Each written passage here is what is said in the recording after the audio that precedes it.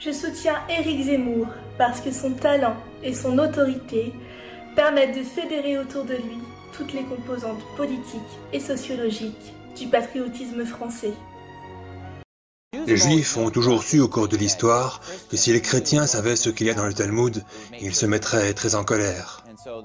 Ainsi donc, les Juifs ont pu cacher leurs déclarations les plus blasphématoires sur le Seigneur Jésus-Christ parce que les gens ne parlaient pas hébreu.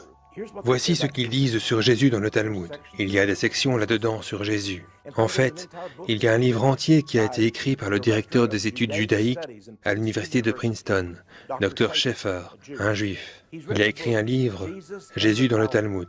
Donc, si vous voulez savoir le lien entre Jésus et le Talmud, procurez-vous son livre, Jésus dans le Talmud. Je soutiens Éric Zemmour parce qu'il est le seul à avoir le courage d'affronter la cruauté de la réalité et d'appeler un chat, un grand emplacement, un grand emplacement. Selon le Talmud, Jésus était un produit de l'adultère, le fils bâtard de Marie et d'un soldat romain du nom de Pantera. Il passa le début de sa vie en Égypte, où il apprit la magie noire, l'idolâtrie et la sorcellerie. Jésus est né d'une putain, Marie était une putain. Elle a eu des relations sexuelles avec de nombreux hommes. Le père était un centurion romain. Le Talmud blasphème le Seigneur Jésus en le traitant d'idiot et en le comparant avec des personnages maléfiques de l'Ancien Testament, tels que Balaam, Ahitophel, Doeg et Gehazi.